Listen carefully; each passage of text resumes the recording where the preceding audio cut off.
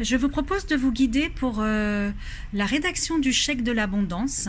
C'est un chèque que nous remplissons à chaque nouvelle lune pour formuler des vœux, pour écrire les souhaits que nous attendons et demandons à l'univers.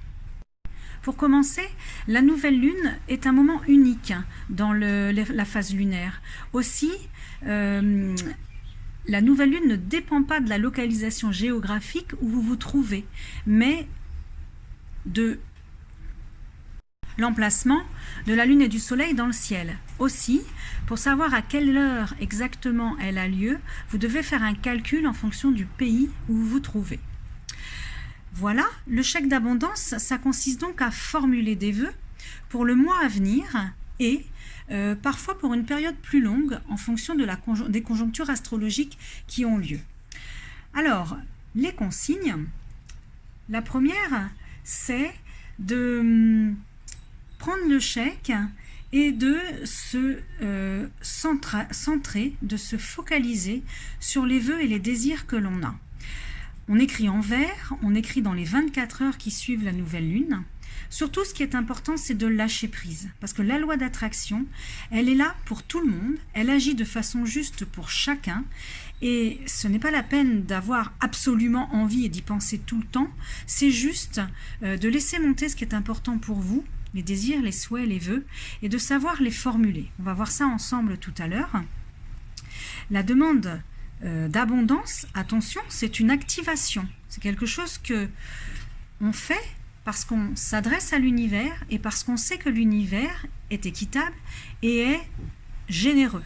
On va recevoir ce qu'on a demandé et ce qui est important, du coup, c'est d'écrire avec des termes précis, de façon constructive, au présent et à l'affirmatif.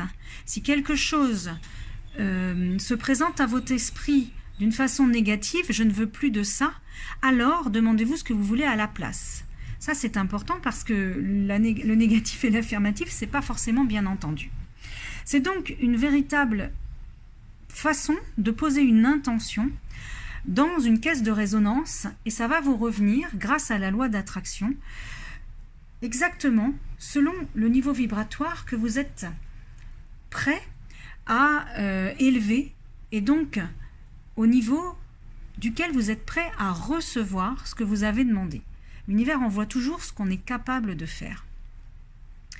Donc, sur votre chèque, évidemment, vous allez indiquer à l'ordre de, donc votre prénom et votre nom.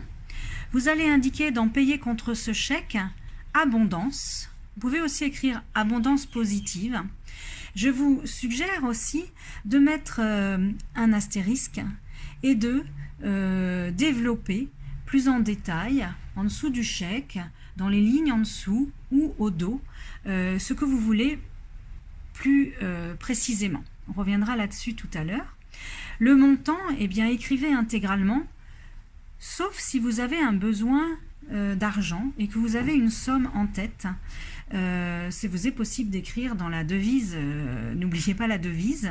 Je vous suggère pourtant de ne pas vous limiter et de ne pas vous empêcher de recevoir toutes les opportunités que l'univers vous réserve. Le, c'est pour la date. Alors inscrivez la date pour vous souvenir de quelle nouvelle lune il est question, mais inscrivez aussi immédiatement et pour l'éternité. C'est important parce qu'il n'y a pas de notion d'espace et de temps dans l'univers, dans cet univers infini et relatif, et tout peut arriver n'importe quand et pour toujours en fait.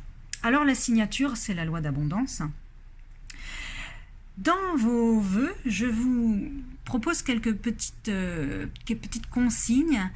Si vous ne voulez plus quelque chose, demandez-vous ce que vous voulez à la place. Si vous voulez quelque chose pour quelqu'un d'autre, c'est une façon indirecte et inconsciente de lui enlever le pouvoir personnel qu'il a sur lui. Donc je vous suggère de penser à ce que ça vous apporterait si la personne changeait d'état d'esprit, guérissait, obtenait un bien matériel. Qu'est-ce qu'à vous, ça vous apporterait? Et du coup, c'est ça que vous allez inscrire. Donc, vous avez la possibilité d'écrire un vœu, comme je vous disais, mais aussi plusieurs. Dans ce cas-là, vous tournez le chèque ou vous écrivez dans les lignes et vous pouvez mettre un mot pour chaque vœu ou une phrase.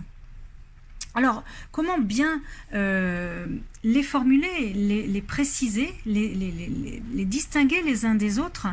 Je vous suggère pour chaque désir, chaque besoin, de rentrer dans la pensée, la visualisation, de percevoir, de vous imaginer qu'est-ce qui se passerait lorsque vous obtiendrez ce que vous demandez. Là, vous vous connectez à l'émotion que vous auriez et vous pourrez, à ce moment-là, envoyer à l'univers une vibration de ce qui vous est cher. Et cette vibration est beaucoup plus importante que le mental et l'idée que vous allez écrire. Donc, c'est par ce biais que c'est finalement le plus fin et le plus judicieux de trouver la manière de rédiger.